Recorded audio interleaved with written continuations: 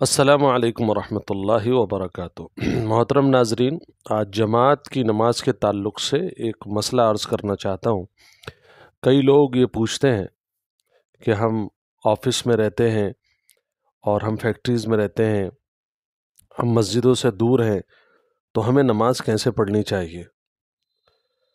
تو سب سے پہلی چیز نماز کا پڑھنا، دوسری چیز ہے جماعت کے ساتھ نماز پڑھنا۔ تو نماز کے بارے میں قرآن کریم میں 68 سے زیادہ مرتبہ اس کا تذکرہ آیا ہے۔ قرآن کریم میں اقیم الصلاۃ کا لفظ دیگر الفاظ سے اللہ تعالیٰ نے نمازوں کا حکم دیا ہے۔ تو نماز تو کسی حال میں بھی مسلمان، عاقل، بالغ، مرد اور عورت کسی پر بھی معاف نہیں ہے، ہر ایک پر فرض اور واجب ہے۔ اگر وہ مسلمان ہے، عاقل ہے، بالغ ہے، آپ کو نماز تو ہر حال میں پڑھنی ہی ہے۔ اب میں مسئلہ عرض کر رہا ہوں ان لوگوں کا جو آفس، اسکولز، فیکٹریز وغیرہ میں رہتے ہیں۔ تو مرد حضرات کے لیے پہلے عرض کروں کہ یہ بات بالکل آپ کو سمجھنی ہوگی کہ تنہا نماز پڑھنا سنگل نماز کا ثواب رکھتا ہے، تنہا نماز کا ثواب رکھتا ہے، اور جماعت کے ساتھ نماز پڑھنا 27 گنا زیادہ ثواب رکھتا ہے۔ آپ کو 27 درجے زیادہ ثواب ملے گا جماعت کے ساتھ۔ یہ تو ہو گئی فضیلت۔ اب ایک آدمی کہتا ہے نہیں جی میں سنگل ثواب لے لوں گا، لہٰذا اس نے عادت بنا لی، وہ گھر پہ بھی آتا ہے تو تنہا نماز پڑھتا ہے، فلیٹ پر آتا ہے تنہا نماز پڑھتا ہے کہ جی کون نیچے جائے اور کون مسجد میں جائے۔ اب آپ رسول کریم صلی اللہ علیہ وسلم کی وعید یعنی آپ کی دھمکی سمجھ لیجئے۔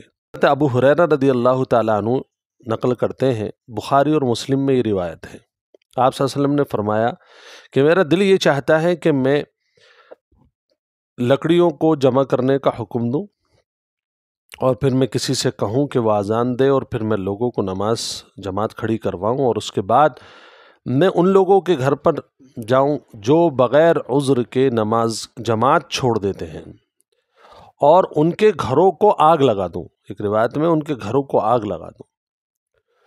رسول اللہ صلی اللہ علیہ وسلم کے دور کی بات حضرت عبداللہ بن مسعود رضی اللہ تعالیٰ عنہ بھی نقل کرتے ہیں، فرماتے ہیں جماعت کی نماز صرف وہی مرد چھوڑا کرتے تھے رسول اللہ کے زمانے میں جن میں یہ دو صفتیں ہوتی تھیں۔ نمبر ایک، جن کا نفاق معلوم ہے، کھلے ہوئے منافق کہ کیسے منافق؟ بظاہر تو منافق مسلمان ہوتا تھا، لیکن ان کے اعمال سے صادر ہوتا تھا کہ جب موقع لگتا نماز کو، جماعت کو چھوڑ دیتے تھے۔ جب پڑھتے تھے تو پہلی صف میں پڑھتے تھے، یعنی جب بھی موقع لگا انہوں نے خاص طور پر نماز کو چھوڑ دیا۔ انہوں نے کہتے ہیں پکا منافق چھوڑتا تھا، اور یا پھر وہ شخص کہ جو مسجد میں دو لوگوں کے سہارے سے بھی جو مریض نہیں آ سکتا ہو، اتنا زیادہ سخت مریض ہو گیا ہو، پھر وہ شخص چھوڑا کرتا تھا۔ دوسرا والا جو مریض ہے اور دو لوگوں کے سہارے سے ہی مسجد نہیں آ سکتا ہو، تو اس میں تو شریعت کی چھوٹ ہے کہ آپ گھر پر نماز پڑھنے۔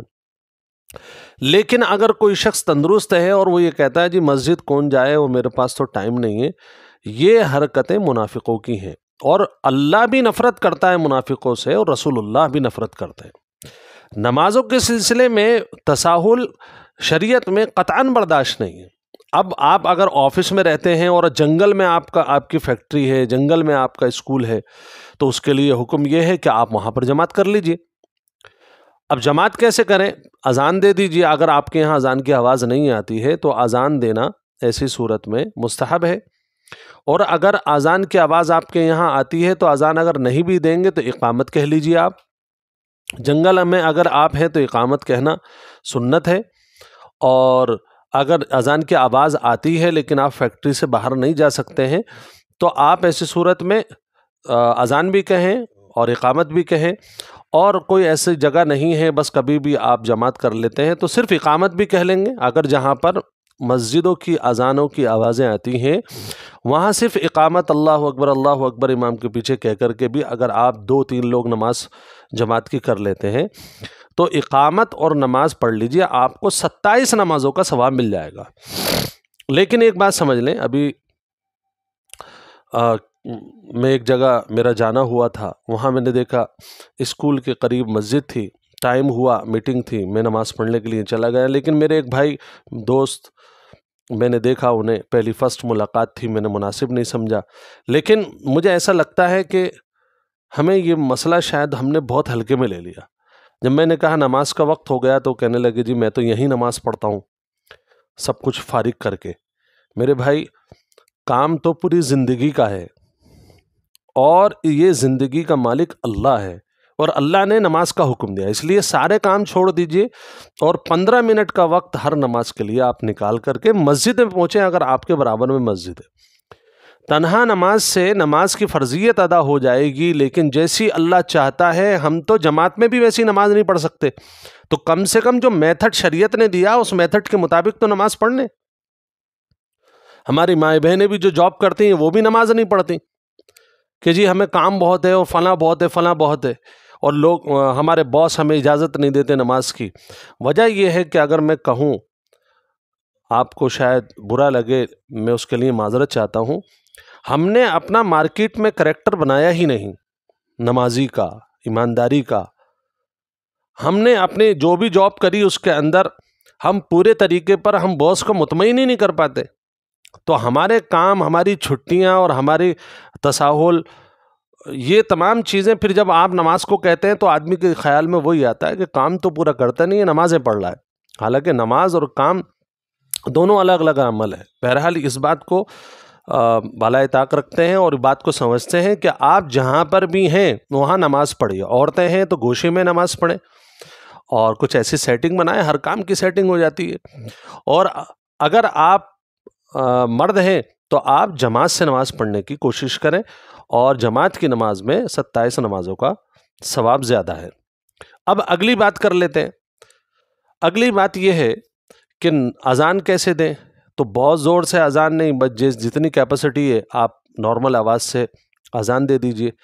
اچھا، آپ کبھی ایسا بھی ہو سکتا ہے کہ تنہا بھی ہوں، تو آپ تنہا ہیں اور اذان کی آواز محلے سے آ گئی ہے، تو آپ مصلی پر کھڑے ہوں اور تکبیر کہیں، اللہ اکبر اللہ اکبر اللہ اکبر اللہ اکبر، اشہد ان لا الہ الا اللہ اشہد ان لا الہ الا اللہ اشہد ان محمد رسول اللہ اشہد ان محمد رسول اللہ، حی علی الصلاۃ حی علی الصلاۃ حی علی الفلاح حی علی الفلاح، قد قامت الصلاۃ قد قامت الصلاۃ، اللہ اکبر لا الہ الا اللہ۔ یہ کہہ کر کے جس مصلی پر آپ کھڑے ہوئے ہیں، اور اس کے بعد اللہ اکبر آپ نیت باندھ لیجئے، اور پھر جیسے آپ نماز پڑھتے ہیں، جو طریقہ آپ کو یاد ہے اس طریقے کے مطابق آپ نماز پڑھ لیں، لیکن اقامت کے ساتھ نماز پڑھیں۔ اگر آپ کی مسجد میں سے جماعت چھوٹ گئی ہے تب تو تنہا پڑھیں، اور اگر آپ کے ساتھ ایک ساتھی اور ہیں تو رائٹ سائڈ میں آپ ان کو کھڑا کر لیجئے کہ آپ کی ایڑیوں کے پیچھے بس وہ رہیں، زیادہ دور بھی نہ رہیں اور بالکل آپ سے آگے بھی نہ آئیں، بس ایڑیوں کے پاس ان کے پنجے ہوں، اور ان سے تکبیر کہلوا لیجئے۔ نہیں یاد ہو ان کو تو آپ خود تکبیر کہہ دیجئے، اور پھر اس کے بعد آپ امامت کی نیت کرتے ہوئے اور نماز پڑھ لیں۔ تو تنہا بھی آپ نماز پڑھ سکتے ہیں، تنہا میں امامت کی نیت کی ضرورت نہیں ہے، اور جب آپ کسی کو نماز پڑھا رہے ہیں تو امامت کی نیت کر لیجئے۔